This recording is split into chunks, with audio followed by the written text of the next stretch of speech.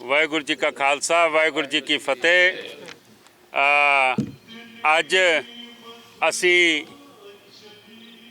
जो जदोजहद शुरू की सी प्रोफैसर भुल्लर की रिहाई वास्ते, मैं समझदा कि वो कामयाबी वाले पासे वध रही है। इस करके मैं तकलीफ दी है सारिਆਂ ਨੂੰ। जे मैं बैकग्राउंड च जावां प्रोफैसर भुल्लर की कि एक पीड़ित शख्सियत सन। किस तरीके नाल जदों सिस्टम, जदों पुलिस, जदों गवर्नमेंट ने तशद्दद पंजाब दे विच करना शुरू किया, ये ओदी जींदी जागदी मिसाल है कि जिसनों 3rd डिग्री टॉर्चर दिता गया होवे। मुल्तानी साहब जिहड़े इन्हां दे मित्र सी, उन्हां नूं ओदी इन्फॉर्मेशन लैण लई इहदे पिता नूं एनकाउंटर च शहीद किया गया होवे, इहदे मासड़ नूं एनकाउंटर च शहीद किया गया होवे, और फिर 26 साल जेल भुगतण तो बाद अज भी वो जेल च बैठे ने। ये एक ऐसा घिनौना, मैं समझदा वां, एक ऐसा घिनौना चेहरा है साडी जुडिशल सिस्टम का, जिहड़ा लोकां दे अगे कदी आंदा नहीं। 2019 च सेंट्रल गवर्नमेंट ने उन्हां दी रिहाई दे ऑर्डर कीते ने। अज 2 साल हो गए दिल्ली दे विच जेल च बैठिया नूं, और तुसीं देखिया कि जागो पार्टी ने जदों सड़कां ते उतरे, उस वेले सड़कां ते उतरे क्योंकि सानूं पता सी केजरीवाल ने बार बार पंजाब दे विच जाना है वोटां मंगण लई, और एक माहौल क्रिएट किया जाए कि जिथे जावे लोकी पुछण कि केजरीवाल साहब सानू जवाब दिता जाए।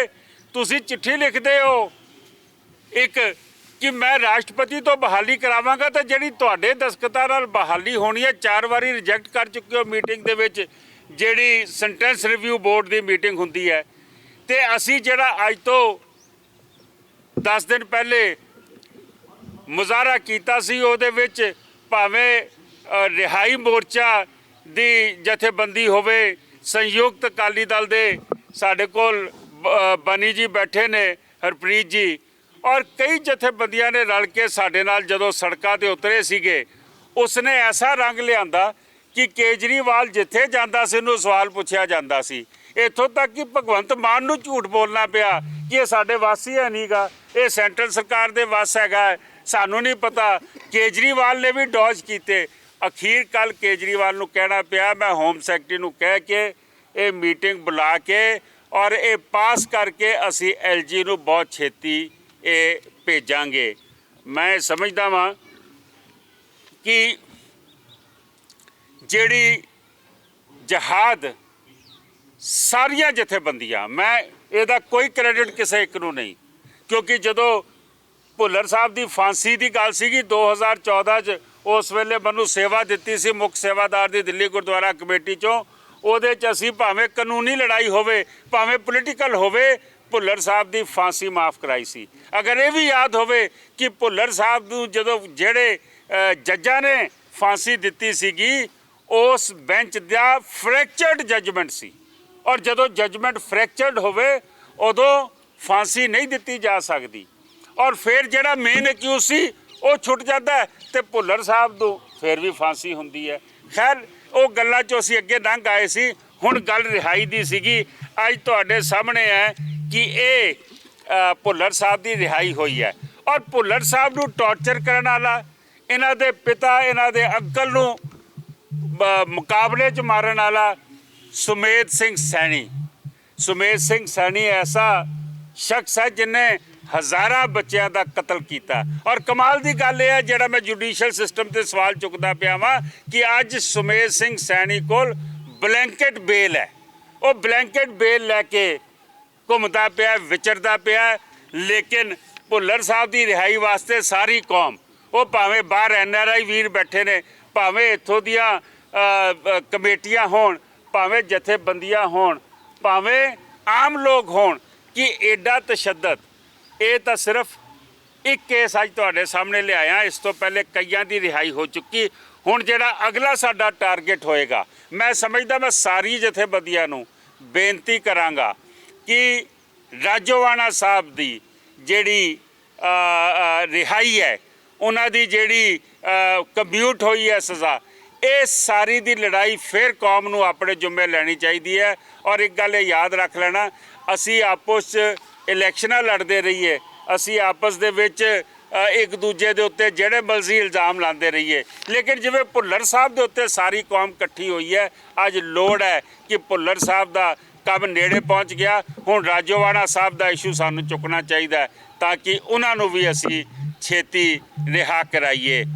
ਮੈਂ ਆਪਣੇ ਵੱਲੋਂ ਸਾਰੀਆਂ ਜਥੇਬੰਦੀਆਂ ਦਾ ਜਿੱਥੇ ਧੰਨਵਾਦ ਕਰਦਾ ਵਾਂ, ਉੱਥੇ ਮੈਂ ਖਾਸ ਤੌਰ ਤੇ ਜਾਗੋ ਪਾਰਟੀ ਦੇ ਅਹੁਦੇਦਾਰ ਸਾਹਿਬਾਨ ਦਾ ਔਰ ਸਾਰੇ ਵਰਕਰਾਂ ਦਾ ਕਿ ਆਪਾਂ ਕੋਵਿਡ ਦੇ ਦੌਰਾਨ ਵੀ ਹਿੰਮਤ ਕੀਤੀ ਔਰ ਇੱਕ ਭਰਵਾਂ ਮੁਜ਼ਾਹਰਾ ਦਿੱਲੀ ਸ਼ਹਿਰ 'ਚ ਕੀਤਾ ਕਿ ਕੇਜਰੀਵਾਲ ਸਾਹਿਬ ਪੰਜਾਬ 'ਚ ਜਾ ਕੇ ਵੋਟਾਂ ਮੰਗਦੇ ਨੇ, ਜਦੋਂ ਪੰਜਾਬ 'ਚ ਜਾਣ ਤੇ ਇਹਨਾਂ ਨੂੰ ਸਵਾਲ ਪੁੱਛੇ ਜਾਣ, ਔਰ ਉਹ ਸਵਾਲਾਂ ਦਾ, ਉਹ ਪ੍ਰੈਸ਼ਰ ਦਾ ਨਤੀਜਾ ਨਿਕਲਿਆ ਕਿ ਅਸੀਂ ਕਾਮਯਾਬ ਹੋਏ ਹਾਂ।